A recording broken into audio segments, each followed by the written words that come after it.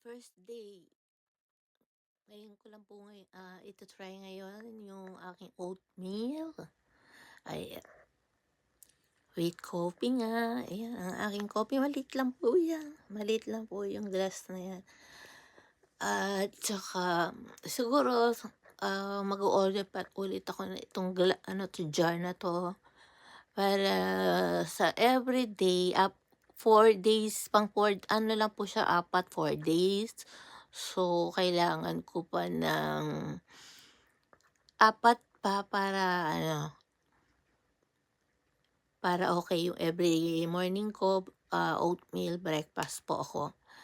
Ayun, para ewan ko hindi yata makaka-diet dahil sa chocolates. Sa chocolates ako tumataba, eh. Kaya yun lang po ang ating iwasan. Hindi sa rice kasi hindi tayo nagra-rice. Pero try ako mag-rice. Gusto ko ng fried chicken. Ayun. Ang aking kape. Sa kape po talaga, yan, sa, hindi once a day. Minsan hindi talaga ako nakakainom kasi tulog. Pag uminom naman po ako, pag madaling araw na ako matutulog, nakakadalawa po ako niyan. Yun, kadalawa naman.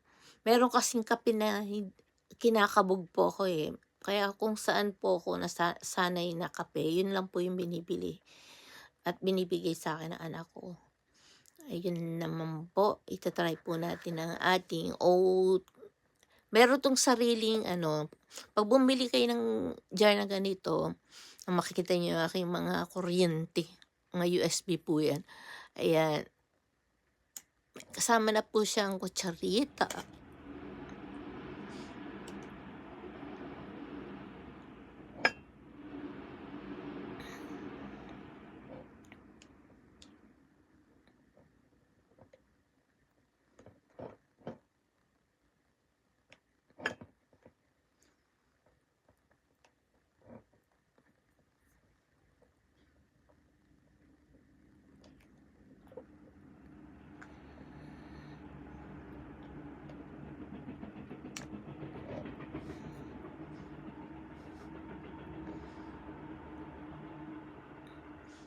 Sa susunod ibang putahe, ibang flavor naman ang gagawin natin pero siyempre nagtitipid po ako 'no, yung pa ding yung maliit na lata, marami pong ano ba tawag yun sa atin, yung pang-salad po yun, maliit lang po siya 'di ba? Maraming magagawa, may sobra pa nga, eh, kaya yun lang ang bibilhin ko at saka pulburo na sa isip, eh, 'no. Nagpapadala ako sa anak ko ulit ng pulburon. Ang tawag dun yung plain na lang po siya, yung plain lang po nilagay ko dito.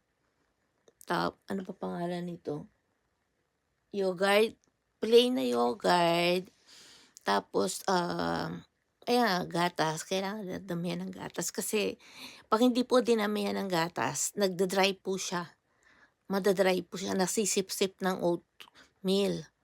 Yung kaya dadamihan kailangan ng gatas. Alam niyo ba bata pa lang ako, oatmeal na po talaga kinakain namin every morning. Kasi po yung kapitbahay po namin may paggawaan o may sa bukid or binibigyan po kami, marami sila magbigay sa amin. Ayun yung best friend ko nung bata ako.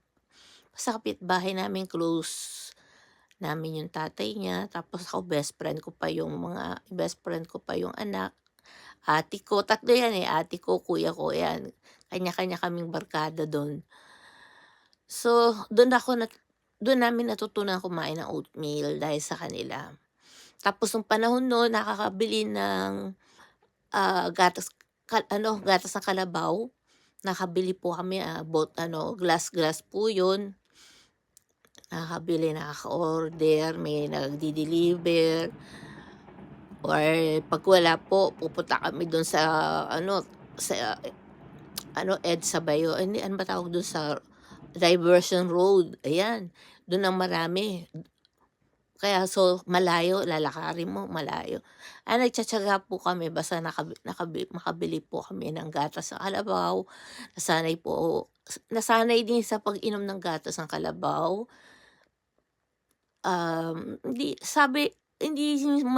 masarap siya pero at saka ano po siya, maganda sa katawan sabi ng mother ko siyempre yung nag-aano sa amin, nagtuturo.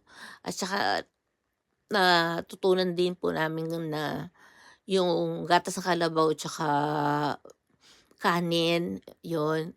Tapos lalagyan ng asin, yun ang natutunan namin sa gatas ng kalabaw.